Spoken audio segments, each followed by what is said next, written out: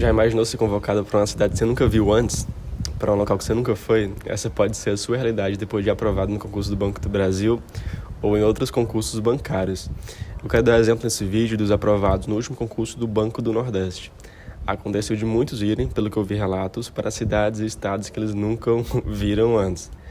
Isso é mais do comum do que você imagina, porque bancos são muito gigantes, tem em vários locais, e isso pode acontecer com você, quando você for aprovado. Nesse vídeo eu quero te falar mais ou menos como é que foi a minha convocação e com quanto tempo você pode, quanto tempo eu posso pedir transferência caso você não se adeque ao local de trabalho para o qual você foi convocado. Fica até o final do vídeo que eu quero tentar responder as suas principais dúvidas sobre o assunto.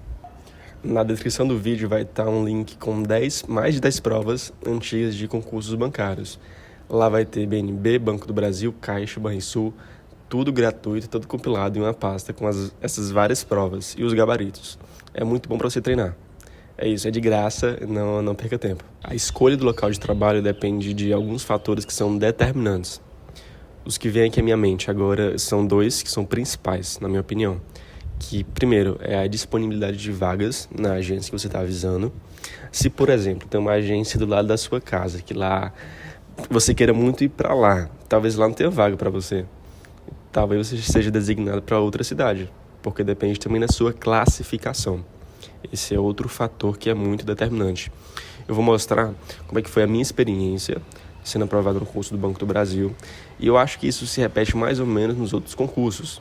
Teve um colega que foi aprovado no concurso da Caixa, ele me contando, que é mais ou menos parecido com o que eu vou te falar nesse vídeo. Num belo dia mesmo, eu checando meu e-mail, eu vi que tinha um e-mail do Banco do Brasil. Nesse e-mail, eles perguntavam a minha preferência dos locais de convocação, segundo a disponibilidade, ou seja, lá no e-mail, eles só me mostravam os locais que tinham disponibilidade de vagas e também segundo a minha classificação, né? Porque talvez para os primeiros colocados, para o primeiro e para o segundo, né, na ordem de convocação, talvez tivesse mais cidades.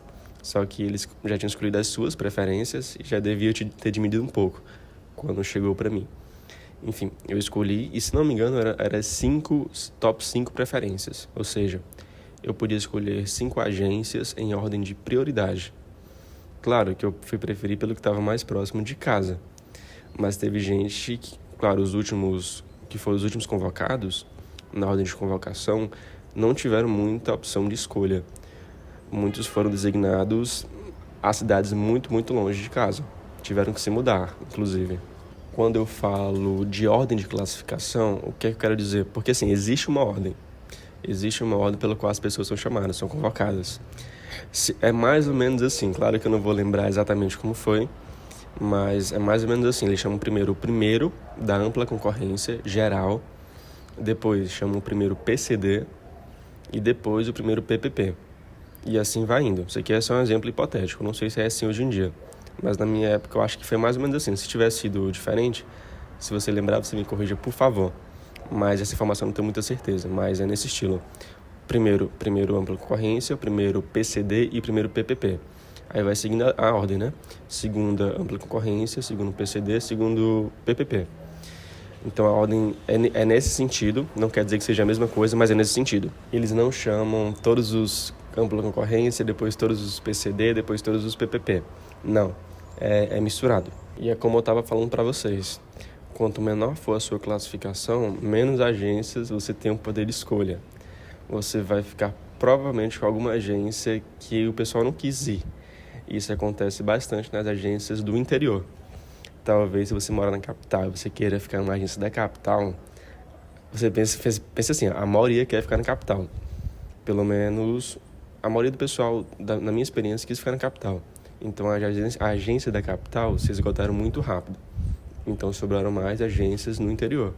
Por que isso acontece? Porque geralmente o pessoal tem família aqui na capital e prefere ficar por aqui. Até mesmo porque se for levar pelo custo de vida, o custo de vida no interior para um bancário é muito melhor.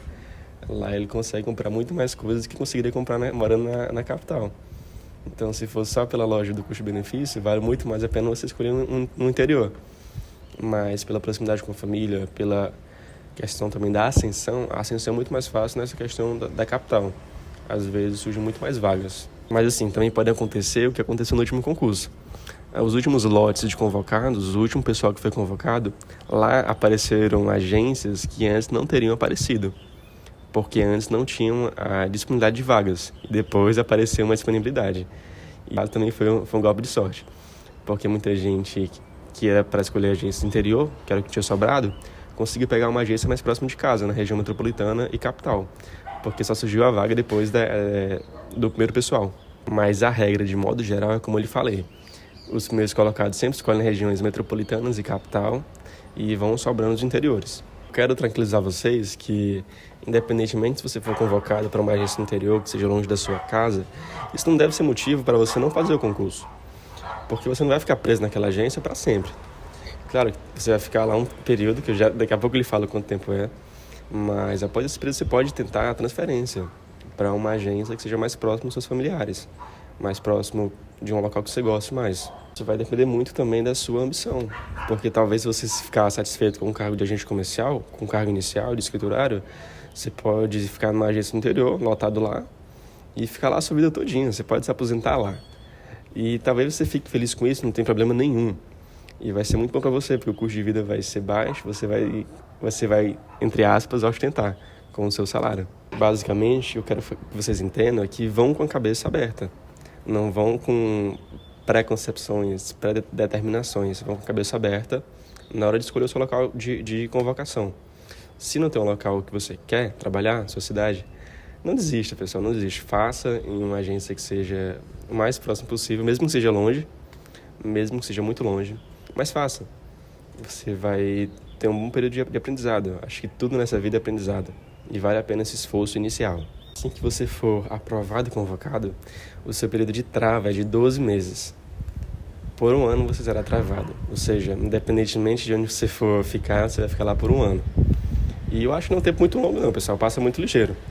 Eu já tô com quase um ano de convocação, vou fazer um ano no próximo mês, então passa até que rápido. Essa mudança, depois de um ano, ela pode acontecer tanto por promoção, você vai subir um cargo maior, o próximo cargo, ou então por lateralidade, ou seja, você vai sair da sua agência para o mesmo cargo, você vai andar de lado, só vai mudar somente a sua agência, mas o cargo fica a mesma coisa.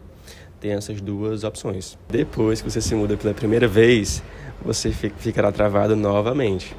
E até então, pelo que eu estou sabendo, você fica travado por 1 ano e 6 meses. São 18 meses ao total. Você ficará travado depois da sua primeira trava ser quebrada. Depois de você sair da sua primeira agência, ou por lateralidade ou por promoção. Quero falar agora de um vilão das transferências, que acontece bastante, é muito mais comum do que você talvez pense, que são os claros. O que são os claros, pessoal? São as quantidades e ausências de vagas na sua agência.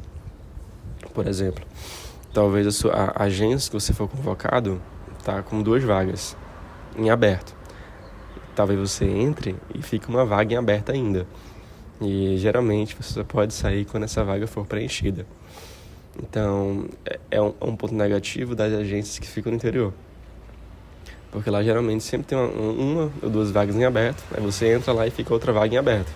Você não consegue ser transferido até alguém cobrir essa vaga. Não acontece tanto nas agências da região da capital, porque lá o fluxo de funcionários é maior, né? Funcionário sai, funcionário entra, algum sai promovido, outro vai tampar o buraco, então fica sempre essa movimentação. Dificilmente ficará alguma vaga em aberto. Então é mais fácil para você ser transferido ou promovido, porque sempre tem essa disponibilidade de vagas, senão ficará preso por esse motivo. Porque quando tem essa ausência, você fica preso mesmo que você quebre a tua trava, mesmo você ficará preso. Você conseguirá sair depois que alguém for suprir essa vaga. Dificilmente será aprovada a sua transferência, porque depende de aprovação. Dificilmente será aprovada se tiver uma vaga em aberto na tua agência, porque o desfalque vai ser muito grande. Pense pelo lado do gestor, o desfalque vai ser muito grande. Tem alguns casos excepcionais que essa regra de claros e de travas são quebrados. São casos excepcionais mesmo, pessoal. Eu vou lembrar um que está aqui na minha cabeça, mas os outros são um pouquinho obscuros. Talvez você só consiga saber quando você entrar aqui no banco.